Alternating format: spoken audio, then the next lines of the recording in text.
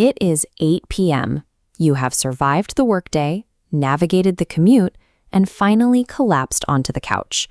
You are staring at a glowing screen, mindlessly scrolling, and with a double tap or a fingerprint scan, you buy something you didn't even know you wanted 3 minutes ago.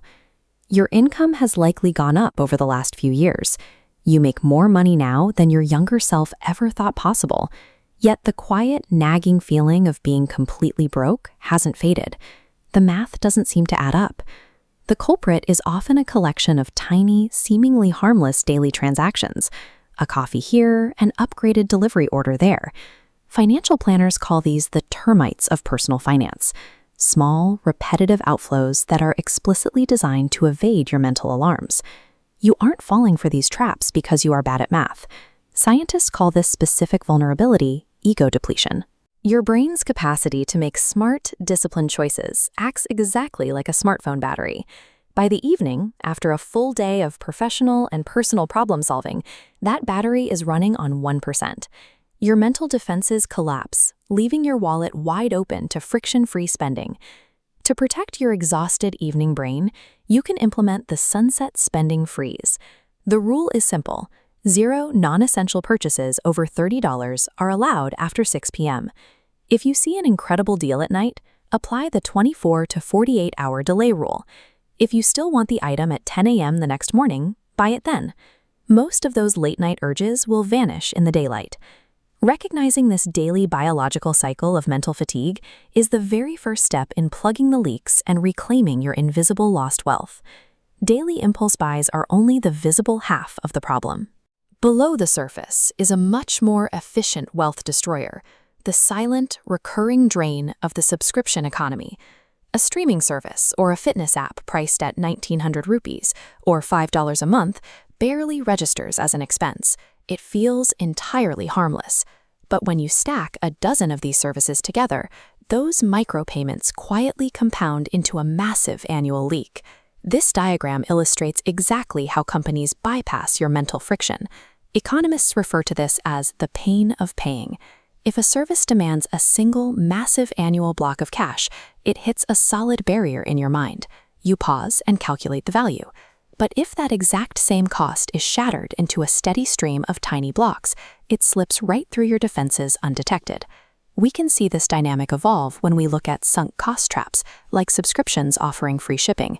The tiny blocks flow into your digital shopping cart, and suddenly the cart inflates. Because you are already paying for the delivery privilege, your brain rationalizes buying things you don't actually need. The data shows that users with premium shipping subscriptions end up spending 15 to 20% more on impulse buys.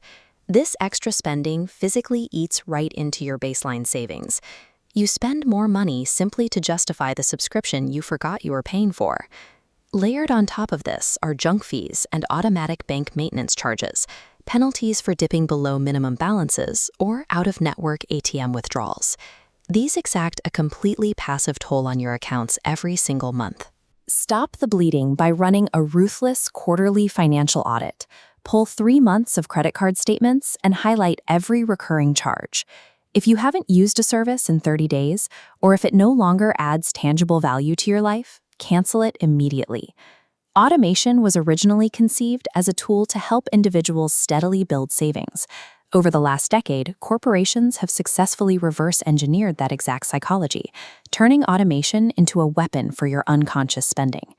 Plugging small subscription leaks is good financial hygiene, but it is entirely useless if your macro liabilities expand every time you get a raise. This is the trap of lifestyle inflation.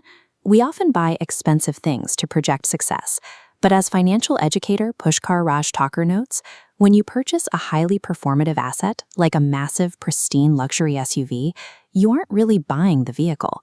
The asset buys you. You trade your time and peace of mind to serve the object. You pay for the endless maintenance, the compounding insurance premiums, and the constant psychological anxiety of protecting a status symbol from the slightest scratch in a parking lot. We see this same performative destruction in social events.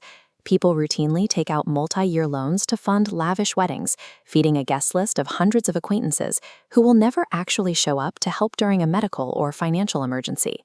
You take on a decade of compounding debt to impress people for 3 days.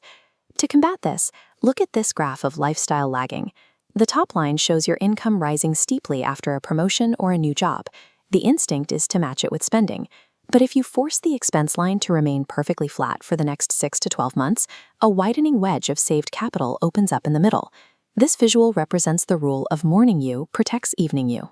Before your exhausted brain can spend that money on a car upgrade or a bigger apartment, that saved wedge immediately funnels through an automated transfer loop. It lands safely into a locked investment bucket the exact moment your paycheck hits. Intentional lagging, purposefully living 1 or 2 levels below what your peers expect of your salary, is the only mathematical way to convert a high income into actual freedom. When you stop chasing the visual markers of success, your definition of wealth shifts. It stops being about acquiring a Rolls-Royce or a massive estate, and instead becomes about physical vitality, the ability to jog on a beach with your kids well into your 50s and 60s. True wealth is the luxury of time. It is having the energy and the presence of mind to read a bedtime story to your children, rather than working 80 hours a week to service the debt you accrued trying to impress strangers. Performative consumption demands constant, exhausting upkeep and breeds deep financial anxiety.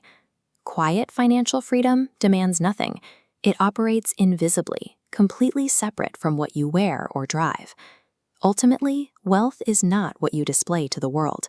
It is the peace of mind and the time you get to keep for yourself. Start your 30-day financial audit tonight and begin taking your time back.